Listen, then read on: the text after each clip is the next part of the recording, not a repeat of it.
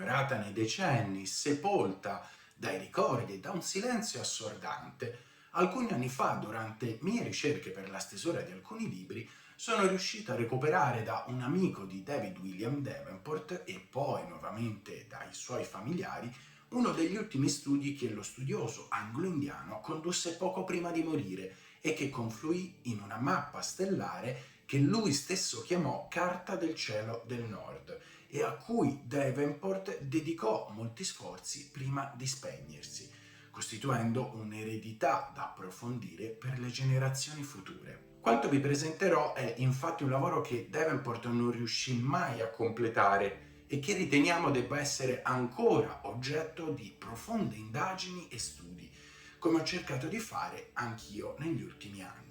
Questa è probabilmente la prima volta che la mappa di Davenport viene messa in un video e voglio analizzarla con voi nei suoi aspetti principali. Per quanto nota, fin dalla sua prima composizione, la Carta del cielo non ha mai visto veramente la luce, se non limitatamente e in sporadiche pubblicazioni di settore.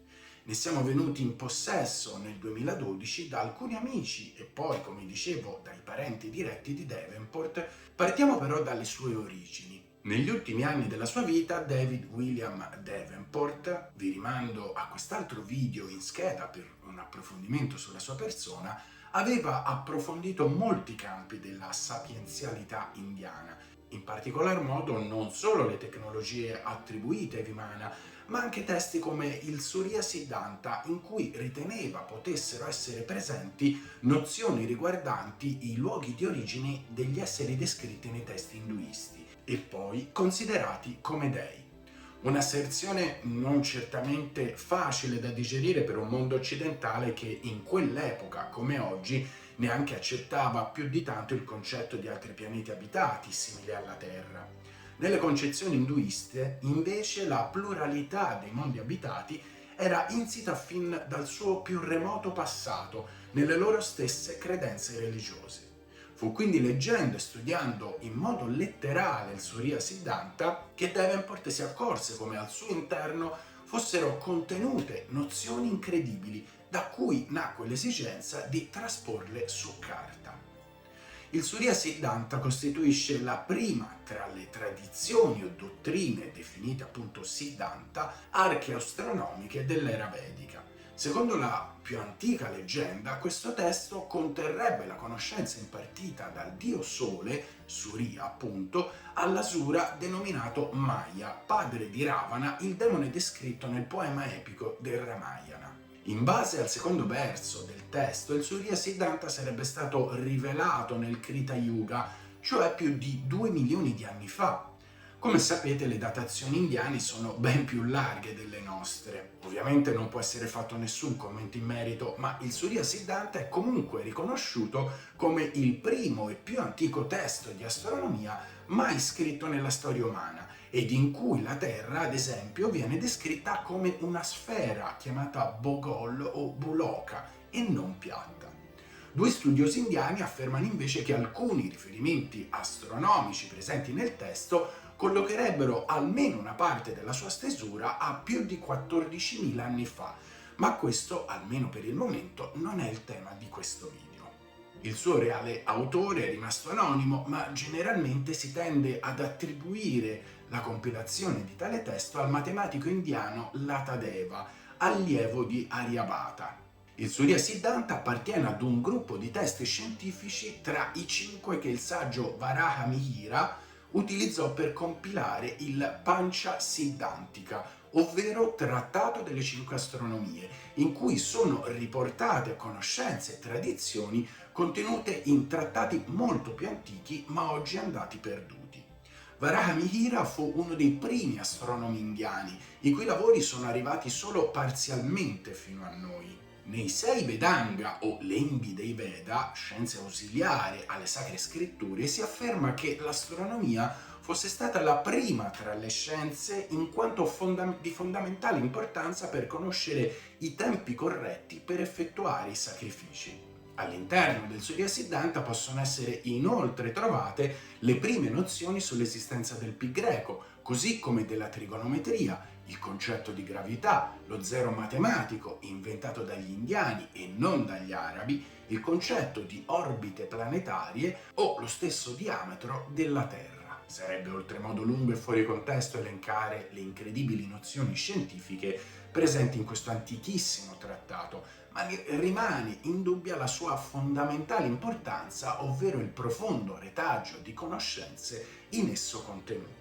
Ovviamente ognuno di voi è libero di poter credere a quanto andremo a dire e personalmente non possiedo le competenze scientifiche per poter analizzare nel dettaglio i suoi contenuti, ma vorrei condividere con voi questa mappa e questo studio di Davenport perché ritengo possa essere davvero un contributo estremamente importante nella comprensione del nostro passato e di conoscenze soprattutto che sono rimaste veramente a lungo sepolte. Se qualcuno di voi poi vorrà approfondire certi aspetti, ne sarò solo che felice. Torniamo però a Davenport. Davenport aveva studiato questo trattato dall'originale testo sanscrito, era in grado di leggerlo e tradurlo senza problemi e fu proprio dalle sue pagine che riuscì ad attingere informazioni davvero uniche che poi traspose sulla mappa oggetto di questo video. Secondo la sua opinione, il Surya Siddhanta, insieme anche ad altri testi, indicava le rotte percorse nel cosmo dagli dei indiani per giungere fino al nostro pianeta, chiamato Buloka, trasformandoli in veri e propri viaggiatori del cosmo ante litteram. Ho avuto diversi anni fa il privilegio di poter ricevere direttamente dalla moglie italiana di Davenport materiale e appunti appartenuti a suo marito e attraverso l'attento studio soprattutto dei suoi diari sono riuscito a comprendere come è nata questa mappa che lui disegnò. Tra questi riferimenti, uno tra tutti sembrava avere attirato la sua attenzione, una frase contenuta nel Sabha Parva, il secondo libro del Mahabharata, in cui viene esplicitamente detto che nel Krita Yuga gli dei erano soliti scendere sulla terra assumendo forme umane, cito testualmente, desiderosi di contemplare ciò che poteva essere visto qui, cioè dimostrandosi altrettanto curiosi e interessati nello spostarsi sul nostro pianeta liberamente. Il richiamo è abbastanza chiaro e certamente non ha bisogno di ulteriori spiegazioni. Dal 2012, quando ho acquisito la mappa, l'ho fatta sottoporre ad alcune analisi e solo oggi possiamo comprendere ciò che Davenport aveva iniziato a sviluppare, ovvero una carta del cielo che descriveva appunto antiche rotte che gli dei indiani, identificati da lui e non solo, anche come visitatori cosmici, seguivano per giungere sul nostro pianeta, ovvero l'esistenza di sistemi solari abitati da altre forme di vita.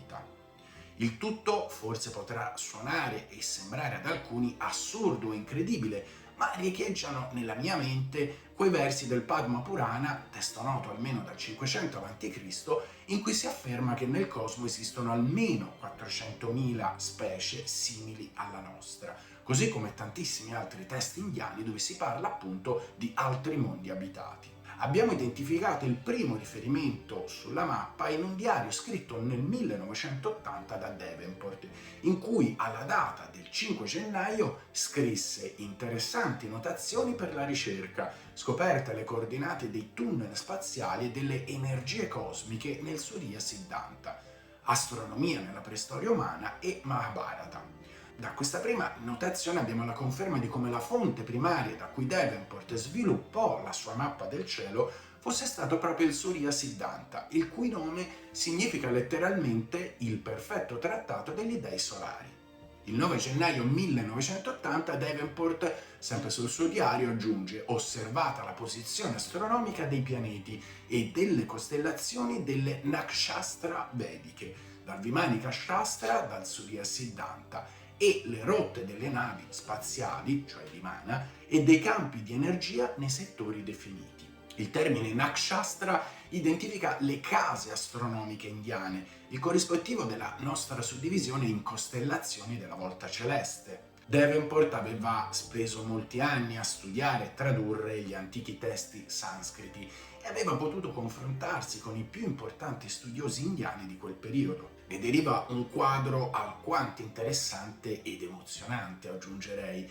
in cui il più antico trattato astronomico al mondo, il Surya Siddhartha appunto, e un testo sull'antica scienza aeronautica indiana, il Vimanika Shastra, ormai di comprovata genuinità, sembrano aver custodito per secoli e millenni informazioni che vanno ben oltre quanto abbiamo fino ad oggi immaginato, così come contenuto anche in altri testi indiani. Alla data dell'11 gennaio 1980 Davenport annota completato una bozza della mappa stellare, quella appunto di cui disponiamo oggi e di cui stiamo parlando. Il lavoro febbrile, compiuto in anni di ricerche, viaggi e traduzioni da antichissimi manoscritti, sembrava essere giunto ad un punto di svolta, ad un traguardo che lo stesso Davenport, ritengo personalmente, non avrebbe mai pensato di raggiungere. Ovviamente questo studio e la mappa costituirono un inizio di ricerca, ma che purtroppo non fu mai portata avanti per le sue condizioni di salute. La mappa fornisce una rappresentazione nella nostra epoca del cielo boreale, non riporta tutte le stelle visibili, ma solo alcune, evidentemente quelle ritenute interessanti. Vi sono indicate in tutto 65 stelle, 2 sono segnate invece fuori dalla mappa e una delle rotte indicate conduce al sistema di Sirio A-B, mentre un secondo sistema stellare australe è indicato lungo l'equatore celeste in basso a destra ed è quello di Lambda Aquarii. In basso a destra invece è riportata la firma del suo autore, David William Davenport, a testimonianza del suo lavoro certosino. Disgiunta dalla stessa mappa troviamo invece anche una tabella che amici vicini a Davenport ci hanno confermato essere stata realizzata insieme al giornalista Ettore Vincenti, che verosimilmente lo aiutò in questo lavoro e con cui scrisse nel 79 il libro 2000 a.C. Distruzione atomica. Dallo studio comparato della mappa con le carte astronomiche più attuali e i testi più remoti dell'antica India emergono dati veramente interessanti. Anzitutto la mappa di Davenport mostra la posizione attuale delle stelle e non, come sostenuto fino a poco tempo fa da alcuni, una rappresentazione stellare del 10.000 a.C. Al suo interno infatti la stella polare si trova nella sua posizione odierna. Nel 10.000 a.C. il polo nord celeste si trovava nella costellazione di Ercole e non nell'Orsa Minore come avviene oggi. Oltre alla Terra, posta nel centro della mappa e denominata in sanscrito Buloka, e ad una selezione di alcune stelle e costellazioni, sono presenti 10 scritte in sanscrito. Nel complesso, la mappa, secondo gli studi di Davenport, indica le rotte che i Vimana e i Deva, i loro occupanti, utilizzavano per raggiungere il nostro pianeta, evidenziando anche diversi gruppi di stelle abitate poste sui loro percorsi. Nel complesso 7 percorsi su 12 puntano al nostro pianeta. Nel quadro appena delineato una costellazione in particolare e le sue stelle limitrofe risultano di grande interesse, stiamo parlando di Orione. Nella mappa di Davenport e secondo le sue teorie questo settore stellare sembra essere densamente popolato e attraversato da numerose rotte stellari. In concomitanza con la stella Alpha Orionis troviamo una denominazione interessante che Davenport riprese dal Surya Siddhanta. La stella, più nota come Betelgeuse o Betelgeuse, è chiamata in sanscrito nella mappa Ardra, termine che tra i suoi vari significati possiede anche quello di umido, quasi a volerci indicare che un ipotetico sistema stellare in quel settore potesse contenere acqua liquida. Un'ipotesi che forse e spero sarà confermata nel futuro. La stella trae il suo nome moderno dalla distorsione della parola araba Ib al-Jawza, ma nella sua più antica forma pre-aramaica era composta dalle parole Bet, casa, ed El, Dio, Dei, quindi letteralmente la casa degli dei. Sia il nome sanscrito che quello pre-aramaico per Davenport sancirono il valore profondo che questa stella aveva posseduto per gli antichi. Nel pantheon delle divinità induiste, Ardra Betelgeuse è inoltre presieduta dal dio Rudra, antico nome di Shiva, la cui immagine fu raffigurata in una tipica asana dello yoga su alcuni sigilli rinvenuti a Mohenjo-Daro e databili al 3000 a.C., almeno 5000 anni fa. Come abbiamo osservato precedentemente, la tradizione vuole che l'Adiyogi Shiva fosse giunto sul monte Kailash, nella catena himalayana, migliaia di anni fa e da qui, dopo aver meditato per un tempo lunghissimo, avesse impartito i propri insegnamenti ai Saptarishi, i 7 saggi. Ne parleremo sicuramente in un prossimo video. Grazie ai dati contenuti nel Surya Siddhanta e in altri testi, ovviamente, Davenport era riuscito a ricostruire quella che risultava a tutti gli effetti una mappa di rotte nella nostra galassia, percorsi utilizzati dai Vimana per giungere sul nostro pianeta. Aveva inoltre la certezza che fossero percorse dai Vimana, perché in 4 punti precisi della mappa Davenport scrisse Viman Gate o Viman Passage, ad indicare quelli che, secondo le sue traduzioni ed analisi, erano dei passaggi o cancelli in cui il Vimana poteva entrare e uscire in una parte distante dello spazio.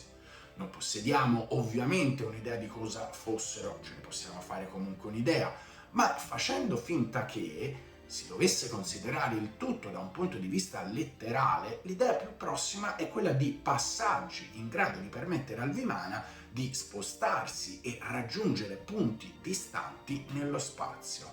Se dovessimo compiere un parallelismo con le conoscenze attuali, li potremmo definire wormhole, ponti di Einstein-Rosen, ovvero tunnel spazio-temporali. Per quanto fantascientifica possa sembrare questa realtà, in verità è molto più realistica di quanto si possa immaginare.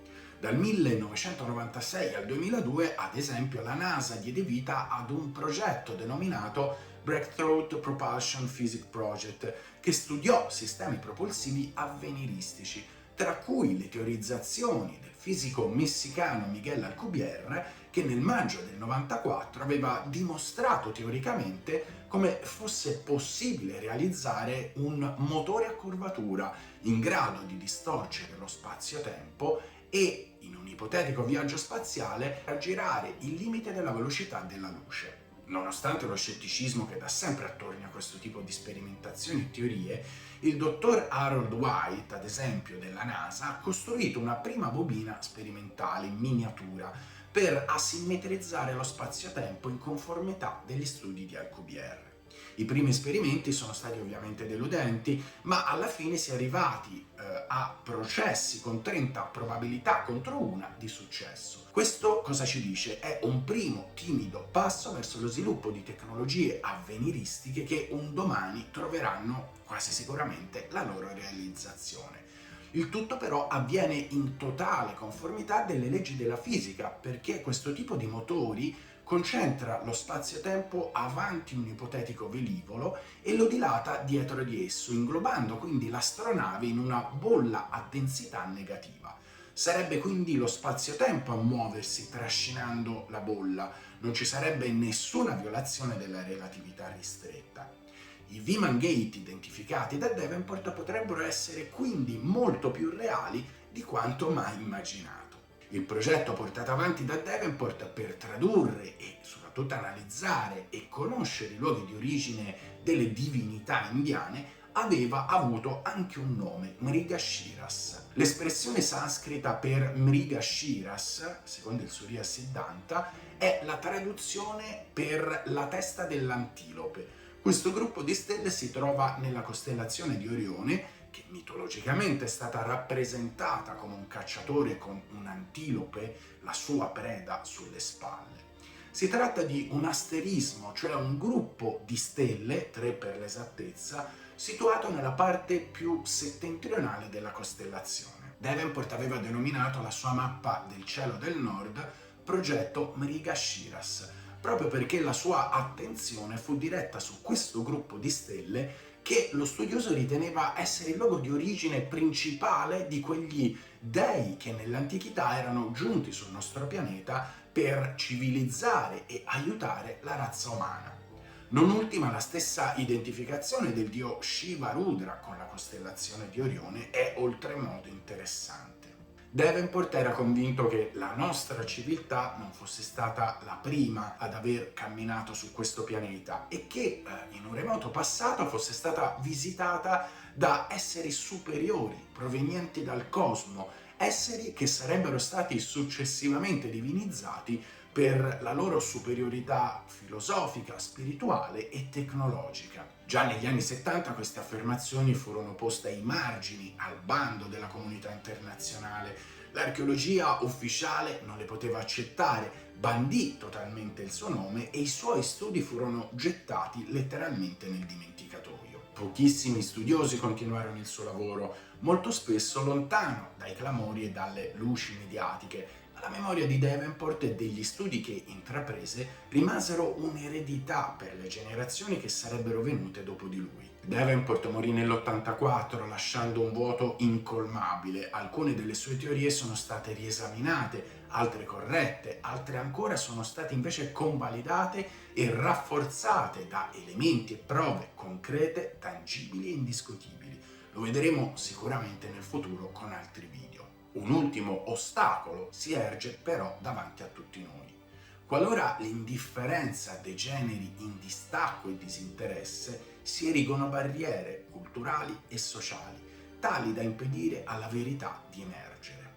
Davenport affermò: credo che nel passato sia sepolta la soluzione per il nostro futuro. Sta solo a noi quindi scegliere se voler conoscere e riscoprire un passato dimenticato oppure continuare a credere che si sia trattato solamente e unicamente di miti e leggende create agli albori della civiltà umana. Le prove ci stanno però portando sulla strada della verità.